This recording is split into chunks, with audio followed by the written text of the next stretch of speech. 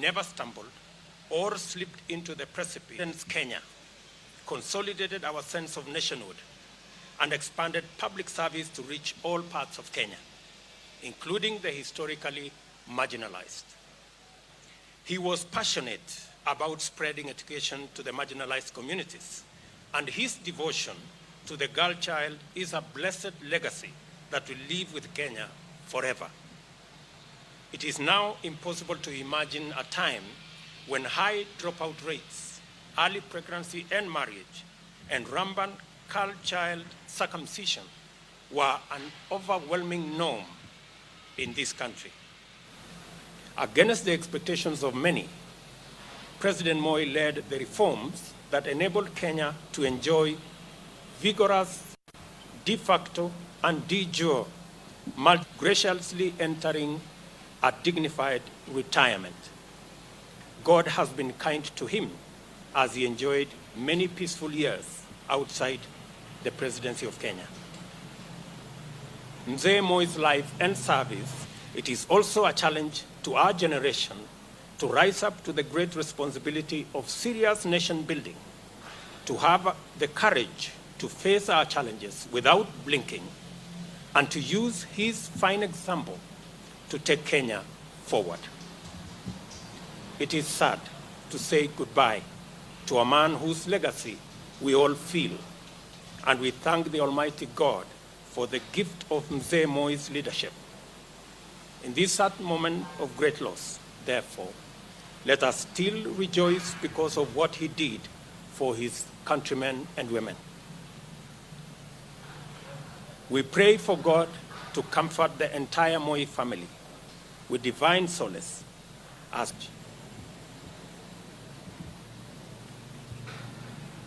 maybe at this point in time, I would also want to say that because of the enormity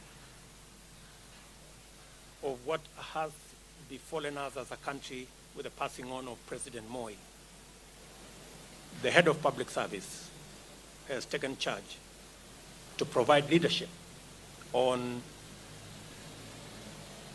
the process that His Excellency the President, our late President, and all other details will be communicated by government in due course. Thank you very much.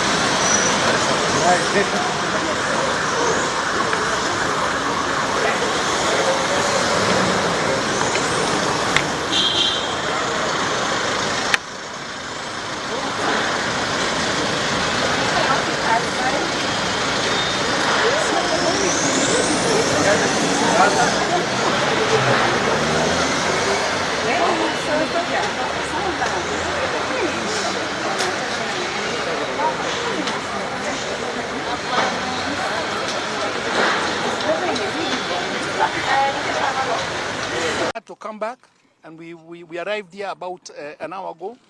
We have viewed the body. What we are saying now is not really a comprehensive statement. We will issue one later once the family have met. And I would like to thank all Kenyans for the concern and the support that they have given my family.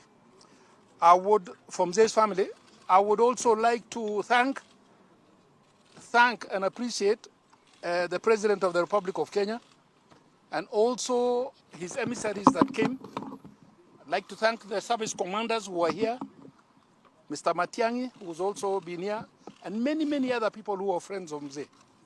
So at this juncture, at this moment, a full statement will not be issued. But we will issue one because we will be going to Cabernet Gardens in the next few minutes. And after that, then we will issue a comprehensive statement so that Kenyans can also appreciate and understand what has been going on for the last 2-3 months since Mzee has been admitted in this hospital. So I don't want to delve into what caused his death. You all know, or at least we are made to believe that Mzee was born in 1924. But I would assume, and we all Kenyans, maybe Mzee was even slightly more than the 95 years that we know. So it is not really with sadness. It is more of us celebrating his life and his achievements and the service that he gave to this country. That is what we really need to celebrate about our former president. So with those few remarks, I'll say thank you so much, and we will be updating you. We will not keep you in the dark. We will be updating you so that you know exactly what is going on and what the schedules and the protocols will be. So thank you so much, and God bless. Quarter century, that's 24 years.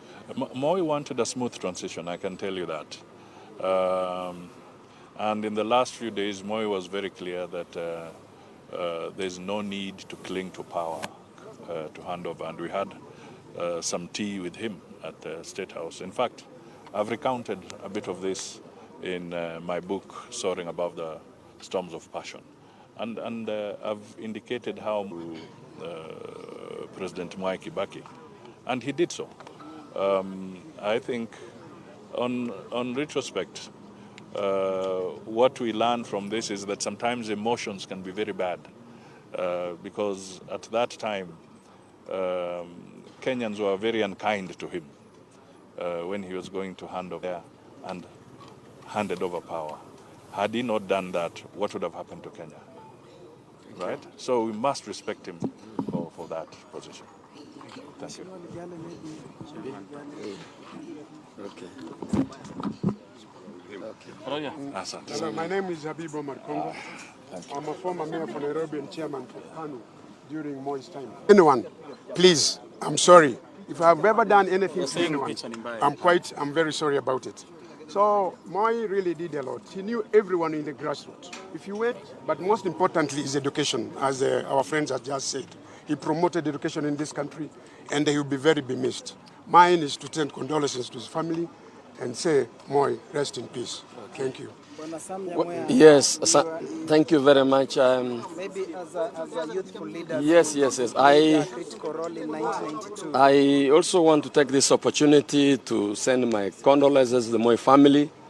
As some of you are aware, Moi is like a father. And as a young person in 1992, you know, we were able to support him through YK 92. I was a treasurer. And Moi was a great leader who was humble, he could listen, and he could tell you where you have gone wrong. And I think, in my opinion, we have lost a great leader who put this country together. When it comes to sports, you know, during his time, I was Secretary General of KFF. Moi never used to miss any of those international matches. He supported sports.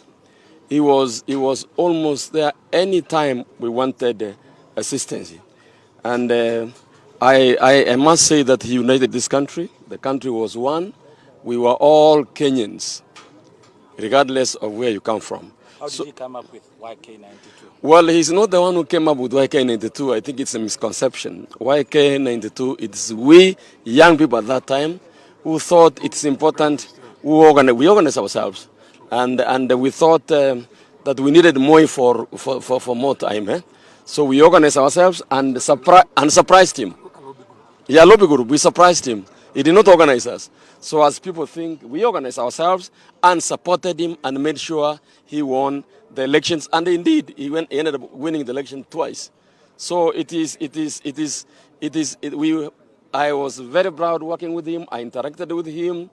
He was a listener. He was a humble person, and we will miss him. Thank you very much. And there are also those who believe that during that time, the YK 92, that is when most people who are very close to him got super rich. Well, I don't. Getting rich is relative. You know, you can get rich. That's a misconception. Getting rich is you can get rich yourself. You can. Everybody can get rich. So it is a misconception, and that was politics. And I asked myself, what can I give him back? Because it's not money. I said, let me join Kano. And that's how I joined the politics. And we worked with him so much. When I was in Bahati, I took the chairmanship of the Bahati. Then I came in Nakuru, fighting with the Teach and Kolili, the former mayor. And he helped me, and we worked with him. And it is a sunny day for me and for the people of Bahati.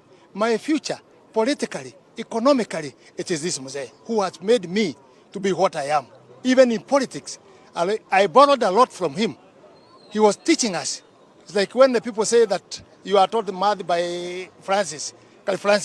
We were taught politics by the Professor Moi. And that's why we are here, very sound.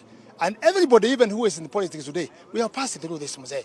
He was kind. He was a man of God. He had a lot of wisdom. He had a lot of forgiveness. If anything have gone wrong, but you get him, he forgive and he will listen at you. So we have lost a great person who fought for this country with Kenyatta and him and others who are together. And that's why we are here as young people enjoying his politics and this country. And that's why I'm appealing to the people. It's a day of mourning everywhere. Even in the country, nationally, we are all mourning. There's nobody who is not attached by this. He had a big heart for all of us and for the Kenya. And he liked the peace. He likes the party, top even a day without saying, there's the direction, there's what I want, there's not what I want. So we used to follow him and know him like that, the followers whom we had worked with him. So it's my sad day for losing my father politically. And I quite agree with you 100%. We are celebrating what he has given us. We are celebrating our hero for what he has done for us. And we also thank God for giving enough years so that we can be able to learn from him. And those who cannot learn from him, let's show whatever he is. And this is a big day for us Kenyans to remember our hero in this country. Mimi naitwa Ambassador Mohamed Omar Soba. Mimi natoka Tana River County. Mimi nilichaguliwa Parliament 1974. Na nikaendelea mpaka 1988, 1997 Mzee Moi alinichagua balozi kwa nchi ya Iran. Baada ya kukaa nchi ya Iran miaka 4 akanitransfer kwa nchi ya Saudi Arabia. Kutoka Saudi Arabia nikaangalia nchi ya Kuwait, Aman na Qatar. Na mwishowe akanipeleka balozi tena mara nyingine kwa nchi ya Pakistan.